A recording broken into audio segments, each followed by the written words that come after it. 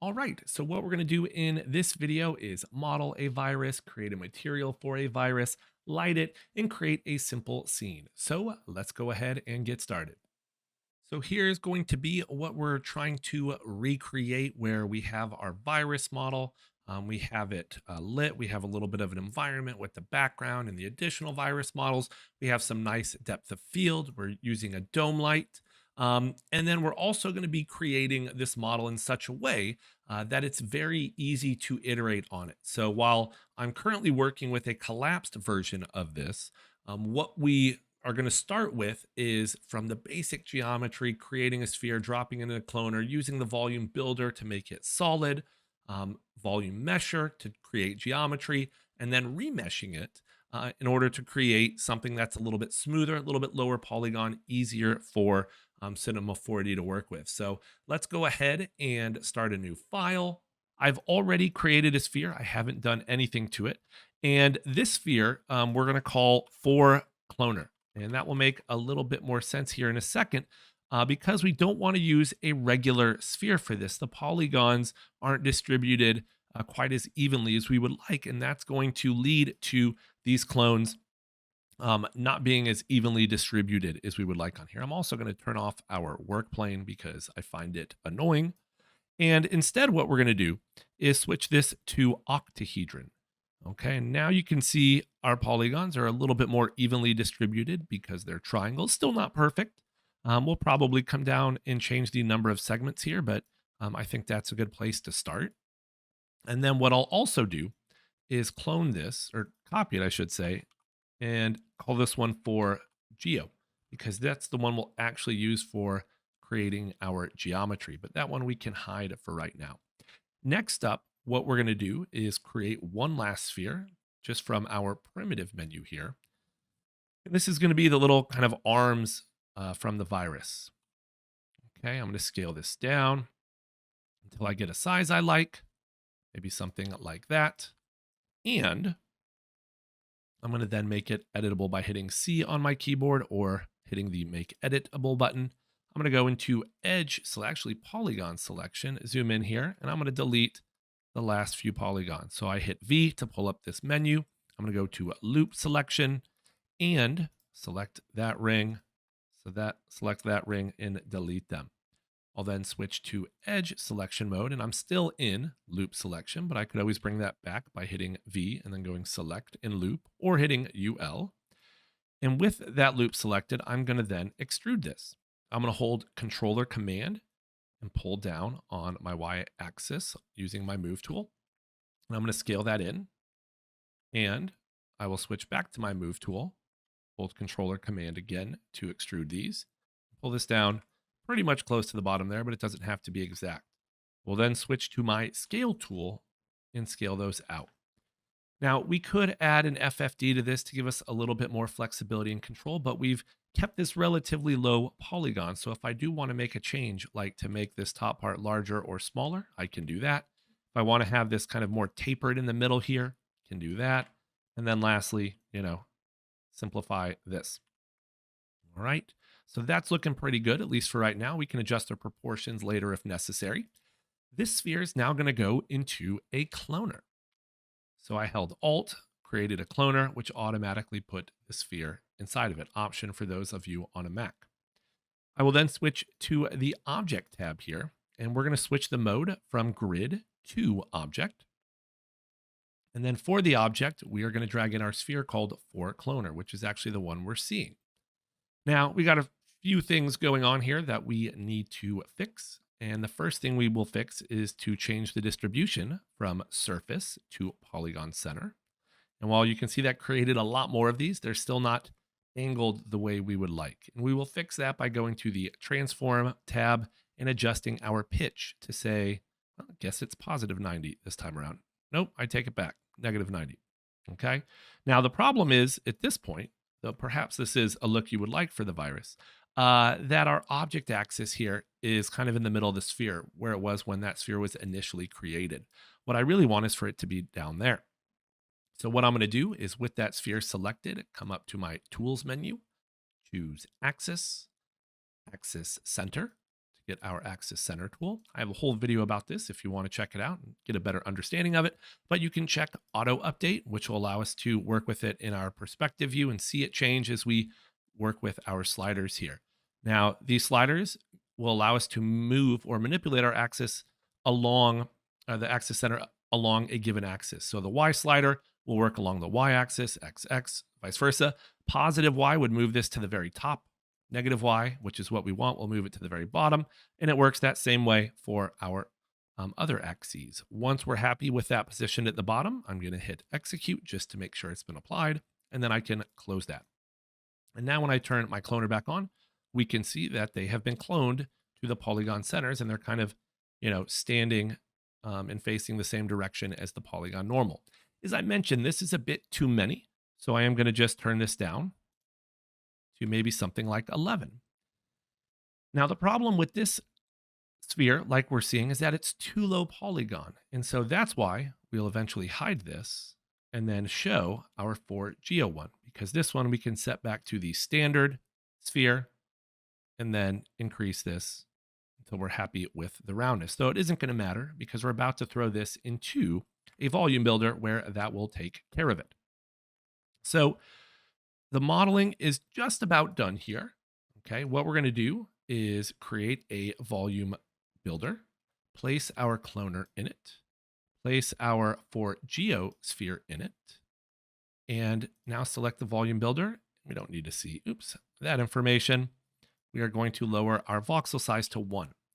Now, if you're getting some weird issues like this with the volume builder, it took me a while to figure out what was causing this. We're going to run into problems if we try to smooth this or if we were to try to convert this to geometry later using a volume mesher. And I don't know the exact cause of it, but I do know the fix. And the fix is to make sure your object is kind of solid. It is filled in, there's no openings. And if you look at our sphere that we created for this little arm, it is open on the bottom. So what we will see is if I was to go in with my sphere selected, choose polygon hole, and fill that hole in, it changes the whole look of this and they work a whole lot better. So like I said, I don't know exactly what's causing it other than, it seems the volume builder prefers solid objects, nothing that's open. In this case, I guess closing it off makes it seem like it has thickness. So just be careful of that when working with the volume builder. Now what we're going to do is actually the voxel size at 1 looks pretty good. Notice how we can see a lot of the polygons here. We may be able to get away with a smooth to fix that. And in fact, it looks like we did, at least on the spheres there, though really we're still seeing maybe a bit too much there. For our 4Geo sphere, our main sphere here, we can actually clean that up by just selecting it in our volume list here and making sure we choose perfect primitive.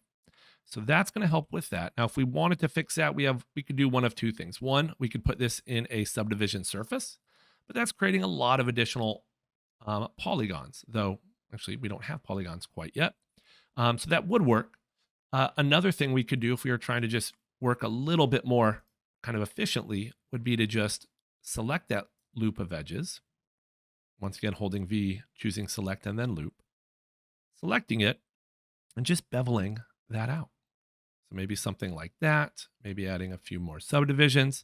Really the problem with this would be we're losing some editability. So that would be one way of doing this. Another way might be to store this selection.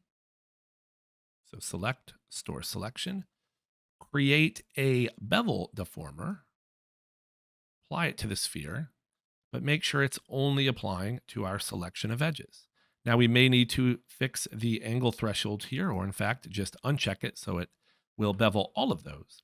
And now what we can do is increase the offset or the size of this, increase the subdivision, and now we've kind of done this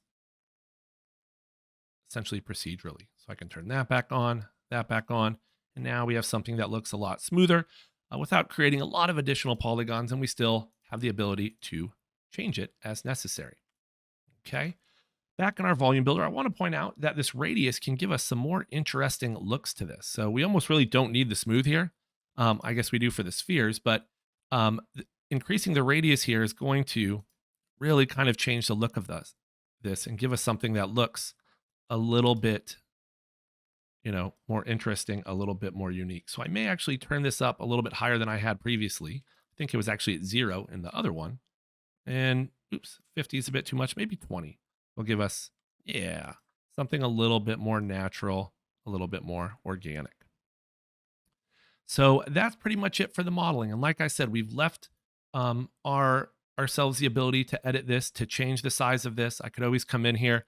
Now, granted, because everything is in a volume builder, my performance may be a little bit um, sacrificed here. But yeah, I can pull that up and it pulls everything out. So we don't mind that, so we'll keep it. And we can kind of roll with that as our model. Now, we don't have geometry yet. We just have a voxel object or a volume object. So I'm going to put that in a volume mesher. And I don't mind the volume mesher, but we do end up with a lot of polygons here. And look, you got a very powerful computer. It's probably not a big deal. But what I want to do and what I like to do with this is to throw it in a remesh object. And so I will drop it in there. It's going to take a second to kind of do that. And honestly, I should have reduced the mesh density in that remesh object as well. So maybe we'll set that to maybe 50% and 30%. Take it back. And then ultimately, what I like to do is to keep a copy of this whole setup here with the remesh, with everything that, but I also collapse it down into a single object that's a little bit lighter weight, easier to work with. Because if I don't, it's going to make changes to this. It's going to try and update it, as I do different things, which can really, really slow me down. So what I would do is do a current state to object. And that will give me a polygon object, right here. And then what I'll do is go through and turn off all of my other elements here. Now, the reason why I like to use the volume builder for this and the, oops, hit the wrong thing there, the volume mesher and kind of get something is that we end up with something that is a single piece. Whereas without it, we have this object that is multiple pieces. And even if we go inside, actually, we're not seeing it too well in there, but the little kind of separate arms here aren't joined to this. And that can affect the way our materials and lighting look. So you can see how there's not a smooth transition here. Whereas with our remeshed object, after using the volume builder, we definitely do get that nice smooth transition. In fact, we get a really smooth transition because we adjusted the radius of that as well. So I'm really, really liking that. But what I can do is just keep this and just call it like OG, put that in there. And then if I ever need to make a change, I absolutely can. But it's not going to slow me down. So what I'm going to do now is throw this virus into a cloner. So I will hold down Alt, create my cloner, Option for those of you on a Mac, so it ends up inside. I like our grid, but I'm going to also add 3 versions of this or lines of this on the y-axis and then space these out quite a bit. Maybe something like that. Now we're just creating kind of the scene for this. Maybe a little bit larger, like 1,000 or so in each. Okay. I will make sure I have my cloner selected. I'm going to go to my effectors here. We're going to use a random effector to randomize these, right? Right now, everything's in a straight line. Everything's kind of gridded out. Everything's rotated the same way. Everything's the same scale. We can change that with a random effector. So by having that cloner selected, when we create the random effector, it automatically gets applied. And yeah, and that actually reminds me, one thing we could have done before is on our cloner here, added a random effector to have these all be different sizes as well. So I can show you guys that really quickly with our object here. I'm not going to actually use the remeshed version. We'll just do it on the cloner. But we see our original, our cloner. I'm going to create another random effector. And you can see it definitely affected the position, which we don't want. Rotation, maybe we do just a little bit of irregularity, right? A couple of degrees there, maybe a couple of degrees there. And same thing with scale. And this can make it look just a little bit more, once again, natural, organic, because we're able to randomize this. And so while I definitely should have done this before I, remeshed it and collapsed everything down, I at least wanted to show you that since I remembered it. So that would be another way to kind of improve the look of this virus overall. But we're going to keep rolling with what we have. And so our random effector has been applied. I'm going to really increase the randomness on our positions here to make something not so perfect in terms of their position, maybe something like that. Check on rotation, rotate these, and maybe just a little bit of scale, uniform scale. So just a little bit here, nothing crazy, but just something like that. You can see it still looks like a pretty regular grid. So we could, increase the randomness here. Another thing that would help would be to space out our cloner, our viruses more. All right, maybe even create a few more as well. So now that, and I'll just try and find one, kind of frame it up, something like this. And I want to create a camera, but I want it to be a redshift camera. And so in order for it to be a redshift camera, I need to make sure I'm using the redshift renderer. So I will open up my render settings and switch that to redshift. I will then create a camera, right click on it. And I'm going to add a protection tag so I don't accidentally move it. So there's our setup so far. Okay, everything's looking good. And at this point, I think we can move on to the material. I feel like I'm forgetting something, but I'll figure it out as we're going here. So we have our virus. It's all cloned out. Absolutely. So let's go ahead and light this now. I'm going to create a dome light. And in this dome light, I'm going to use an HDRI. Now, I have Grayscale Gorilla Plus, and so if I open up my asset browser and search for HDRIs here, you are going to see that I get a lot more than what you might expect. So just kind of keep that in mind. And actually, usually, I need to do something to see the image media section. There we go. And like I said, I have a hard time remembering which ones come with Cinema 4D, which ones don't. I think this Pro Render one does. So actually, I think this Softbox Studio one does as well. So that's the one I'm going to drag into the texture part of my dome light. And I can close this. I can start my IPR here. And we can get ready to render. So that's looking good. Now, this image does have quite a bit of color in it. And if you don't want that color, you can adjust that by just taking down the saturation here. Right? So depending on what you're looking for, that may not be a bad idea. Now, interestingly, we got that cube here, which I don't think we actually need anymore, but I'll just set its second stoplight to red so it doesn't render. I remember what I wanted to say.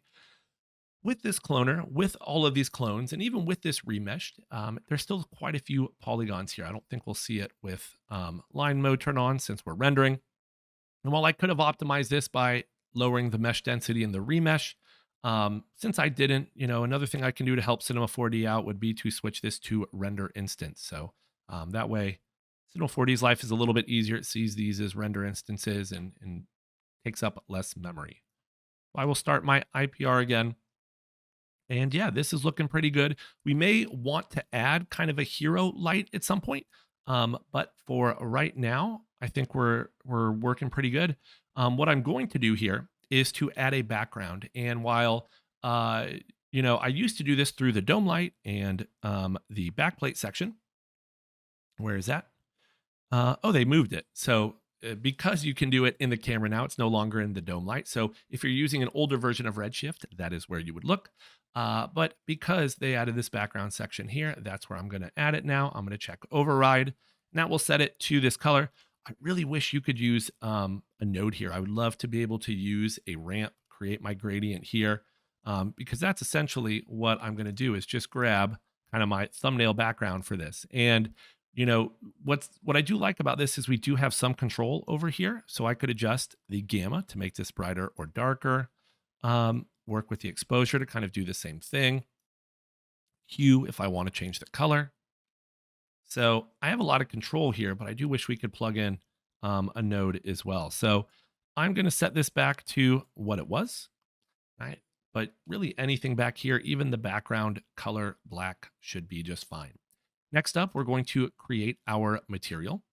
So I'm going to create that material, apply it to our cloner, and I'm going to double click to open my node editor and dock that kind of beneath here.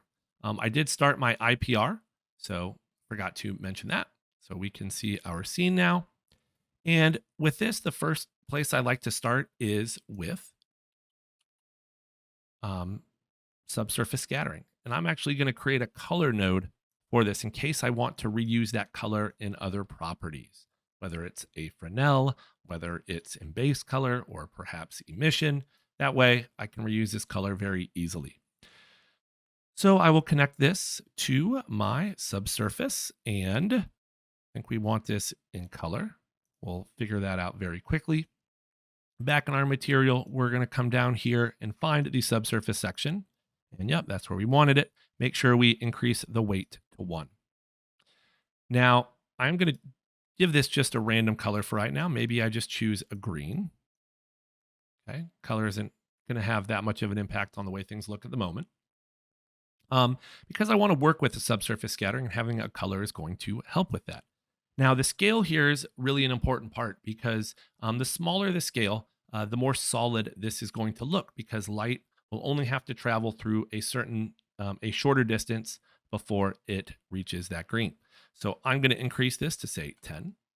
And we'll see that the ends kind of start to get a little bit see-through, a little bit transparent. And so how much of that effect you want is entirely up to you. I do think it really helps with kind of selling this as a virus. So something like, 7 in this case. But this value, I believe it's, centimeters. So just keep that in mind as you're working with this. Now, we of course could add some variation to the color here since we are working with a cloner, but I don't really feel like doing that at the moment.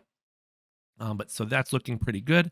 Another thing we could do is, like I said, maybe connect this to the base color, see if that has any influence. I wouldn't expect it to have a lot because most of the color and shading information is coming from subsurface. I don't think we do want to reuse this anywhere at the moment, but I do want to use a Fresnel as well. So the Fresnel is what can give something that kind of X-ray look, where the edges are very bright and the center part is not. So I'm going to connect our Fresnel here to our emission color. And this is where I could reuse this, because I could connect this to one of our colors here, facing or perpendicular. And I think we want this to be perpendicular. So that is where I will connect it. Now we're not seeing anything in our render with this. You may get a sense of kind of what we're going for right here because we don't have any weight in our emission. So I'm going to select that, refine that property, emission weight, and then start to turn this up. And the more we turn this up, the more we're going to kind of get that X-ray look. And just if we solo this, you will see what it looks like in general, right? And, if nothing else, maybe this is kind of a custom AOV we set up so we can composite this in After Effects. But yeah, I think something like this, looks pretty good. It's kind of close to what we had before. The last thing we need to do material-wise with this is to add a bump map. So I will hit the plus sign to search, type in bump, create that, double click, oops, come back here, type in noise, and create a max on noise. Now, if you are using the newest version of Redshift, you can also open up that panel, your assets, by clicking on there. And that's not a bad thing to do, especially if you have the screen real estate, because then you can always keep that open. So I'm going to connect this up. The noise goes into the input of the bump map. The out of the bump map goes to the bump map property. If anybody knows why the bump map node exists and you can't just connect it directly here and all of these properties aren't built in to the bump property, please let me know. Very curious about that. But what I'm going to do now is solo the noise so we can see this.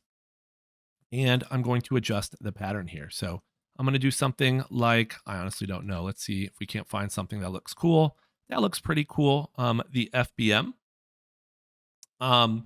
So that seems to be pretty good. I may want to bump up the contrast just a bit, and I can do that by expanding the output section, just bringing up the low clip a little bit. Should increase our contrast. Yeah, something like that.